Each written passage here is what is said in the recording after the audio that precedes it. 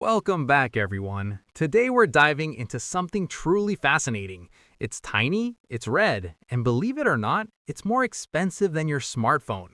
That's right. We're talking about something that fits in a small glass jar but could easily cost you a few $100s. Some call it the most luxurious ingredient in your kitchen. Today's topic is saffron. People call it red gold, and honestly, that's not an exaggeration. Throughout history, this spice has been worth more than actual gold at certain times. Not at all. Saffron is one of those rare things that connects so many different worlds. We're talking about agriculture, chemistry, cooking, perfume, and even medicine, all wrapped up in three delicate red threads from a purple flower. And there's a reason humans have been obsessed with this stuff for over 4,000 years. Okay, let's start with the obvious question everyone asks. Why is saffron the most expensive spice in the world? I mean, we're talking about something that can cost more per gram than gold. Well, the short answer is biology and labor. But the long answer is much more interesting. Let's start with the plant itself, Crocus sativus. This is where things get weird. Weird how, This plant is essentially a sterile mutant. That means it cannot reproduce naturally. right? There are no seeds, there are no wild populations growing somewhere in the mountains. Wait, so every single saffron plant on Earth exists only because humans keep it alive? Exactly. Humans have to manually dig up the underground bulbs, called corms, divide them, and replant them. Every single plant. Wow, That's essentially it. If humans stopped doing this, saffron would disappear from the planet within a generation. that's actually kind of mind-blowing. We've basically been keeping this plant alive for thousands of years. Right. And that's just the beginning. Then comes the harvest, which is absolutely brutal. Tell me about it. Each flower blooms for only a very short time in autumn, often just a few days. And the valuable part is only three tiny red stigmas per flower. Three. That's it. And I'm guessing you can't just use a machine to harvest them. Nope. Those stigmas must be picked by hand. And not just any time of day. They have to be harvested early in the morning before the sun comes up and the heat starts to damage the delicate compounds inside. So you're waking up before dawn, rushing to pick these flowers before the sun rises. And then you have to carefully separate those three tiny threads from each flower. Now, here's the really crazy part. To get just 1 kilogram of dried saffron, you need somewhere between 85,000 and 100,000 flowers. 100,000 flowers for 1 kilogram. That's right. Imagine a professional football pitch completely covered in flowers. That's roughly how many you need. That's not farming, that's patience as a profession. Exactly. And that's why, even at the wholesale level in Europe right now, prices are sitting comfortably in the mid 600 euros per kilogram. And for the really top quality stuff, much, much higher. So when people call it red gold, they really mean it. They absolutely do. This is one of those rare cases where the price actually makes sense when you understand what goes into it. Alright, now let's talk about what actually makes saffron so special when you cook with it. But don't worry everyone, we're going to keep this simple and interesting, not like a chemistry lecture. The plan. So, saffron's quality basically depends on three main compounds. Think of them as the three personalities of saffron. I like that. Okay, first personality, color. Right? That comes from something called crocin. Crocin is what gives saffron that beautiful, intense golden yellow color. You know when you add saffron to rice and it turns that gorgeous shape? That's crocin at work.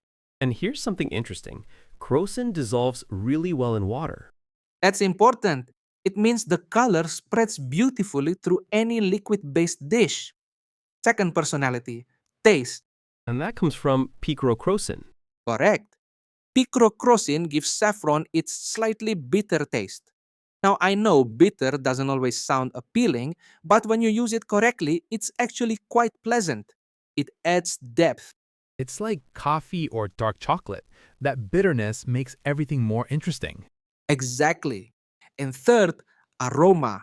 This comes from saffronal. Safrano is the one that gives saffron that amazing smell. Right. People describe it differently, but most agree it's honey like, floral, slightly hay like, and sometimes even a bit leathery. It's very distinctive. Once you smell it, you'll never forget it. Now, here's what's really interesting. These three compounds actually behave differently when you cook. Yes. So remember, crocin loves water. It dissolves beautifully in water-based liquids. But saffronal, the aroma compound, prefers fat. Exactly. Which is why saffron works so perfectly in dishes like risotto or paella. Think about it. You have water from the stock and you have oil or butter. So you're extracting both the color and the aroma at the same time. That's actually brilliant. The dish is naturally designed to get the most out of saffron. Exactly. But there's a mistake many people make. They boil it too hard. Right. High heat for too long actually destroys crocin. You literally cook away the color. So here's a better method. Gently steep your saffron threads in warm water or stock for about 10 or 15 minutes before you add them to your dish. So you're being gentle with it, treating it with respect. Exactly. Remember, saffron is delicate. Both the aroma and the color need to be handled with care. You're working with something precious, so treat it that way. Now, let's talk about how different cultures use saffron. Because in some cuisines, it's not just an ingredient, it's absolutely essential. Spain, for example. Right. There's actually a Spanish saying, there is no paella without saffron. Not it's better with saffron. No, there is no paella without it. It's that fundamental. Same with risotto alla Milanese in Italy. Absolutely. That gorgeous golden yellow risotto, that color is saffron. Without it, you just have white rice. It wouldn't be risotto alla Milanese anymore. And then you have the Middle East and South Asia where saffron shows up in some really interesting places. Yes, desserts, rice dishes, even milk based sweets. In Persian cuisine, for example, you'll find saffron in ice cream, in rice pilaf, in tea. It's interesting how a bitter compound ends up in desserts, isn't it? That's actually the genius of it. That bitterness creates contrast. It prevents the sweetness from becoming flat or boring. Think about it. Like salt in a chocolate chip cookie, you need that little bit of contrast to make everything else taste better. So saffron isn't just adding flavor, it's balancing the whole dish. Exactly. And that's why cultures that have been using it for centuries understand that it's not optional, it's essential. Now, let's switch hats for a moment, from the kitchen to the perfume lab. This is where things get really interesting. Saffron in perfumery is completely different from how we think about it in cooking. How so? Well, it's not a sweet spice like cinnamon or vanilla. It's more intellectual. Intellectual. I like that description. Perfumers use saffron, specifically that compound saffronol we talked about earlier, to create a leathery, earthy, slightly metallic quality in fragrances. At low doses, it adds warmth and luxury. Exactly. But at higher doses, it can smell rubbery, almost gasoline like, or very mineral. Which sounds terrible, but But in the right context, it's absolutely addictive, especially in modern niche perfumery, where people are looking for something more edgy and unusual than traditional floral. you once called saffron a molecular bridge in perfumery. Yes, that's because it can connect different families of scents. It can unite warm woody notes with cool floral notes. It can add roundness to musks and resins without making them sweet. So it's like the glue that holds a complex fragrance together. Exactly. And that's why it works so beautifully with ingredients like oud, amber, and various woody notes. It brings everything together in this really sophisticated way. So saffron in perfume is all about that balance between luxury and edge. Perfect way to put it.